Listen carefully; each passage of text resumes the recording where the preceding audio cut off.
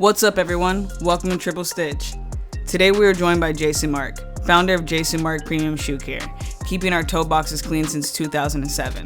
So you've become pretty much a household name for everyone with a pair of kicks. Can you tell us a little bit about your journey and where it led you to today? I started the company in 2006, but ever since I started the company, I just always refer to it as we, because I've always been sort of trying to make myself look bigger than what we really are.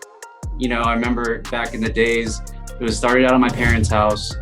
I was everything. I was product development, customer service, shipping, you know, the whole nine. And every time I'd answer like a customer service email, I put like, "We thank you for your order." And this is like, I'd make up a name like, "This is Chris," because I didn't want to, you know, you can't start a brand and be open and be like a one-man show out of my parents' like house in a room. That's not a good look. So started the company in 2007, and I originally got the idea because there just wasn't a premium shoe cleaner or a shoe cleaner on the market that I personally trusted, and I would resort to just making my own at home and going about it that way.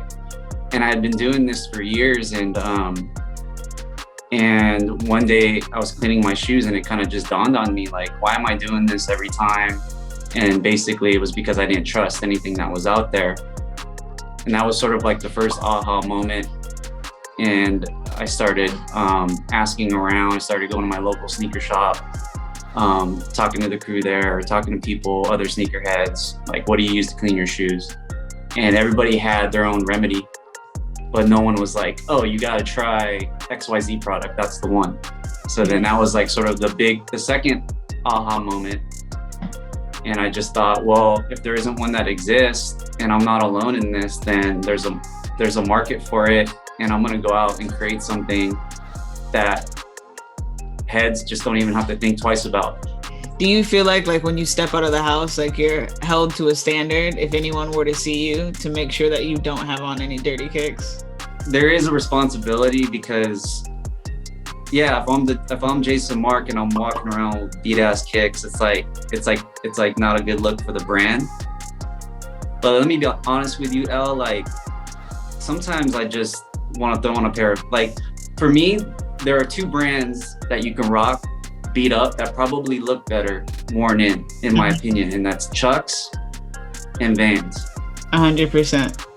So sometimes, especially now, you know, I just entered my 40s. Sometimes I just throw on a pair of Vans and they go with everything. You know, I live in LA, Southern California, and sometimes I get lazy like everybody else, you know. But the reason why I developed the shoe cleaner was because I am a like super clean guy. So like I remember just any little scuff, any little thing that no one would ever notice, it would drive me nuts all day. Yeah. Like if I stepped out of the house, if I'm out at the, you know, if I was at the mall or something and I scuffed my shoe, I'd literally find the bathroom, paper towel, and just like make sure it was fresh. Have you or anyone in your team ever come across a shoe, especially like that's being dropped off, where you guys were like, "I'm not sure if I can bring this back to life"? Yeah, all the time. You know, that's the thing is, like, you know, in the shop, people see the before and after pictures, and those are all 100% true. They're not photoshopped. There's no like, the work that we show is the work that we do. That said, there are shoes that are dropped off all the time that we just tell them, like, this isn't going to come out. Like, we can try our best, but we know for a fact, like, out of experience, this isn't going to come out. Or sometimes people drop off shoes in the condition where, you know, the midsole is falling off or whatever, and we'll tell them, like, we're not going to touch that, because once we touch it, it's just gonna pop off. So yeah, we're very, you know, we do our best to sort of manage expectations at the drop off, right at drop off. But more times, I'd say 9 times out of 10, the customer is going to be very, very pleased. Even if it's not looking like super brand new, they're 9 out of 10 times they're super happy with the results.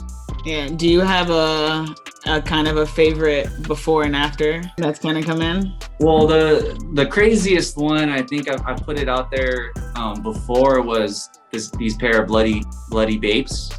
Oh yeah. So that was the craziest, just because the story behind it. It was a friend of one of our guys, one of our SETs that had dropped off, and he was wearing these Bapes, and it was like 4th of July, and he had almost blown his hand off with a M80. The shoes were literally just drenched in blood. And so he dropped them off. We got to work. We took some extra time with them, and they looked brand new. I met the guy afterwards, and he showed me his hand, and it had healed up, but you could tell there was some swelling, and you can see where it actually, like, he almost damn near lost his hand. But that's the craziest. That was definitely, probably will go down as the craziest pair that we've seen in terms of, stains and just condition. I mean, people like to see that just to like make sure. I mean, it's definitely crazy, especially when I see someone post like they were in like a mosh pit or somewhere like wild, and then they like clean down the shoe, and then you're just like, okay, it's like it didn't happen. Meanwhile, you cry over like the smallest scuff because you're like, I don't know if that's gonna come out. So like a real disaster, like I couldn't even imagine. The biggest thing about JM, where I created this product for I guess a subculture, and now it's not even just sneakerheads. It's like it's everyone's into sneakers, or everyone now it's like sneaker culture has collided with so many different, whether it be sport, you're seeing golf, Jordans on the golf course, you're seeing cleats and whatnot. The biggest thing about JM that blows my mind to this day is the reach of it now. And I think I was just fortunate because the timing was good. I kind of just created the product because there was a need, and it caught. But to see that it's being used by all walks of life and not just like sneakerheads is pretty mind-blowing for me still today. It's definitely coming up. I always was working in like some sneaker shop, and I remember like working I used to work at Kith, and I was managing like the footwear floor, and like anytime someone would come in and they're getting like their first pair of kicks, like the next question is just like, okay, like how do I keep them clean? And like our go-to was always like that essential kit, like this is it, this is exactly what you need to do. And people are always just like, I can't believe there's like a kit, like I get a brush, there's a towel in there, like there's solution. And it's like the kit itself is almost cooler, than the kit, So it's like, it's definitely been a huge part for me, just like coming up in the game, that it's just like, of course, this is what you use. This is the standard if you want to make sure your kicks are good. Yeah, no, I appreciate that. I just appreciate how well received it's been by the culture. I think it's because we started at like ground zero, like it was just going to sneaker shows, like whether it be SneakerCon or H-Town Sneaker Summit, and just grinding, whether it be like Magic or Agenda or whatever trade show it was, just grinding out of love and passion and just having fun, and that's what it was for me, at least, is just like doing my own thing and being able to create a brand and a business based around something that I love to do was just a dream. I could have been, it's gotten obviously grown into something bigger, but at that point that's all I needed.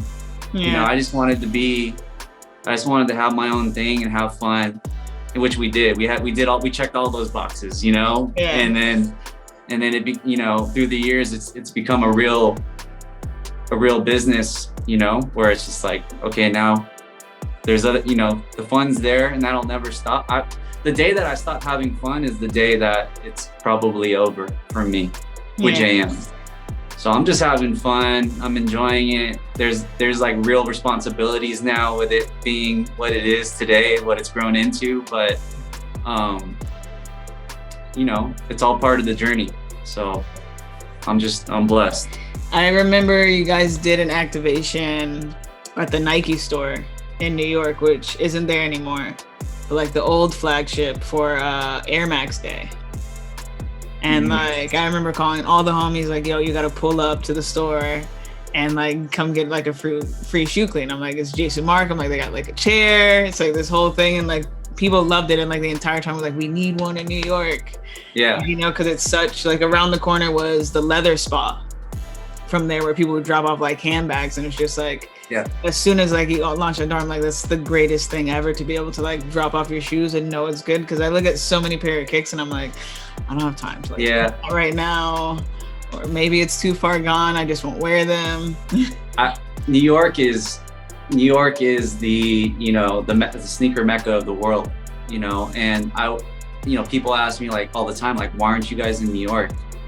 And I'll tell you the reason is because rent is like 30,